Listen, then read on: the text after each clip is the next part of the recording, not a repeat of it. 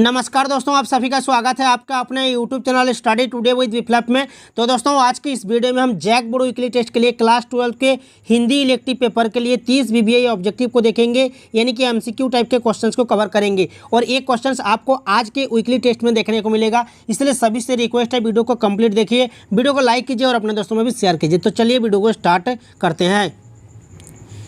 तो चलिए स्टार्ट करते हैं। पहला क्वेश्चन है कि दिशा कविता के कवि कौन है। दिशा कविता के कवि कौन है? केदारनाथ सिंह, ये आपका सही उत्तर होगा।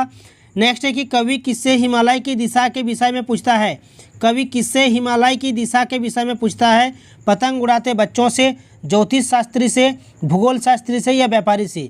तो सही उत्तर हो जाएगा, कवि जो है हिमालय की दिशा के विषय में पतंग उड़ाते बच्चों से पूछता है। तो ऑप्शन नंबर ए सही उत्तर होगा।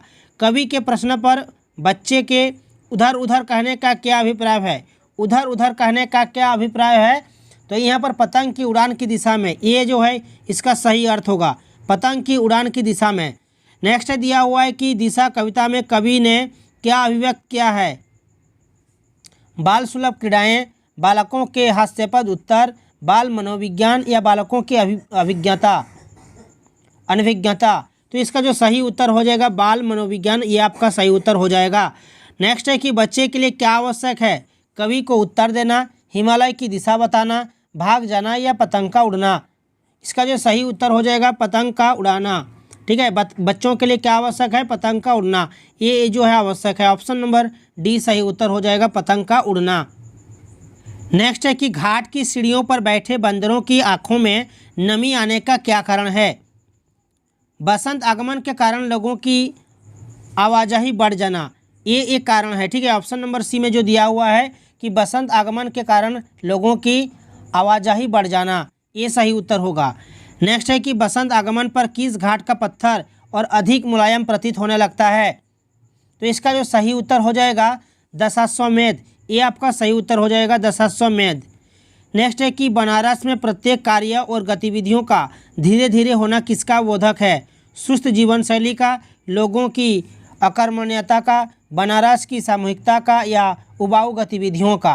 तो इसका जो सही उत्तर हो जाएगा बनारस की सामूहिकता का, ये आपका सही उत्तर हो जाएगा। बनारस शहर में किसकी खड़ाऊँ अभी भी अपने स्थान पर विद्यमान है। रविदास की, तुलसीदास की, सूरदास की या कालिदास। तो सही उत्तर हो जाएगा तुलसीदास की। नेक्स्ट है कि धीरे धीरे घटित होने वाली गतिविधियाँ सामूहिक रूप से शहर को किस प्रकार बांधे रखने का कार्य करती है। मजबूती से, धीमे से, आराम से या हल्के से। तो इसका जो सही उत्तर हो जाएगा मजबूती से हो जाएगा, ऑप्शन नंबर ए सही उत्तर होगा। नाव कहाँ बंधी है। घर के पास, गंगा किनारे, घाट पर या शहर के बीचों बीच। तो इसका जो सही उत्तर हो जाएगा नाव जो है गंगा किनारे बंधी हुई है, तो ये आपका सही उत्तर हो जाएगा गंगा किनारे। नेक्स्ट है कि आरती के प्रकाश के समय बनारस की बनावट कैसी लगती है। विलक्षण, ज्वलंत, सामान्य या शोरयुक्त। तो सही उत्तर हो जाएगा विलक्षण हो जाएगा। बनारस शहर आधा मंत्र में कब दिखाई पड़ता है। आधा मंत्र में कब दिखाई पड़ता है? मंत्रोच्चारण के समय। ठीक है, मंत्रोच्चारण के समय दिखाई देता है। तो ये आपका सही उत्तर हो जाएगा ऑप्शन नंबर सी। बनारस शहर किसका प्रतीक है?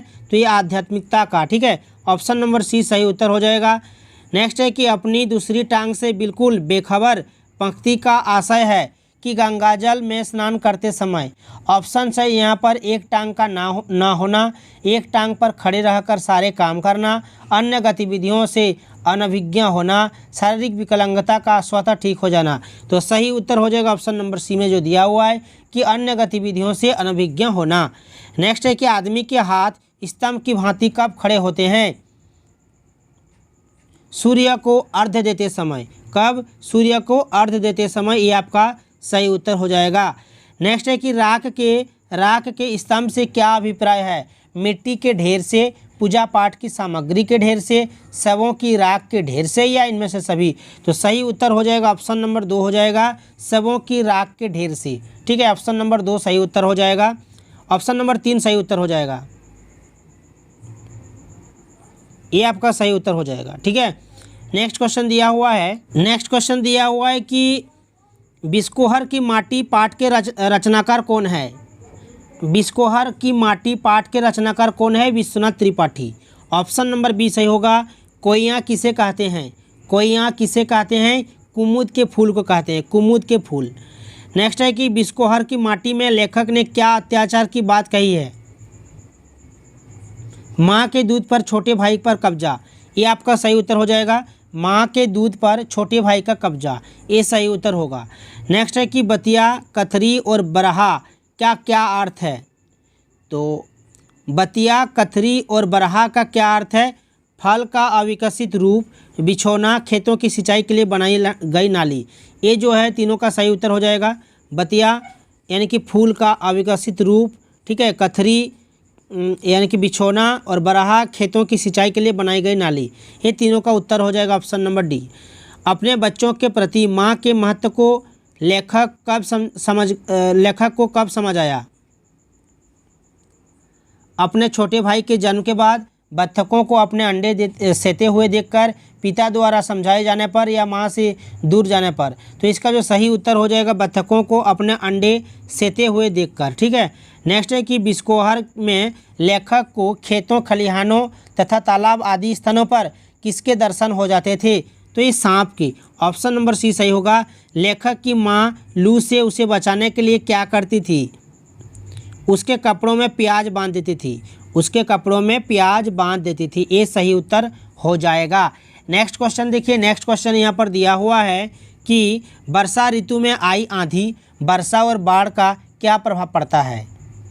छप्पर, दीवार तथा घर नष्ट हो जाते थे, शौच जाने की समस्या खड़ी हो जाती थी, भीगी लकड़ी से चूल्हा जलाना कठिन हो जाता था। तो ये सभी जो है सही उत्तर हो जाएगा। तो ऑप्शन नंबर डी सही उत्तर होगा इनमें सभी। नेक्स्ट है कि धान की फसल से धरती किस ऋतु में पड़ जाती थी? तो ये शरद ऋतु में, ऑप्शन नंबर सी सही उत्तर हो जाएगा। नेक्स्ट है कि लेखक ने अपनी माँ की तुलना किससे की है?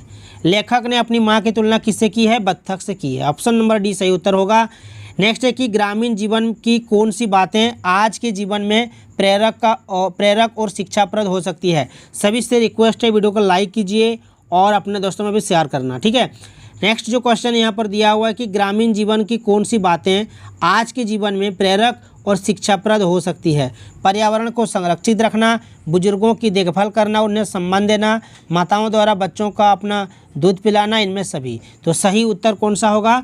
सही उत्तर हो जाएगा इनमें सभी हो जाएगा, ठीक है, इनमें सभी सही उत्तर होगा। वर्षा होने के बाद वातावरण में क्या परिवर्तन आता है?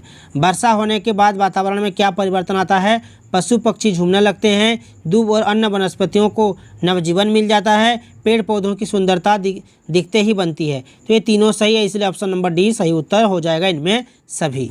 नेक्स्ट है कि लेखक को आत्मिक सुख की प्राप्ति कैसे होती है? तालाब के जल में स्नान करके, तालाब के जल में स्नान करके लेखक को आत्मिक सुख की प्राप्ति होती है, ठीक है। तो ऑप्शन नंबर ए सही उत्तर होगा। नेक्स्ट है कि लेखक ने अपने से 10 वर्ष की बड़ी औरत की सुंदरता की तुलना के लिए किसका चयन किया है? किसका चयन किया है? जूही और चांदनी का। किसका? जूही और चांदनी का, ऑप्शन नंबर ए सही उत्तर होगा।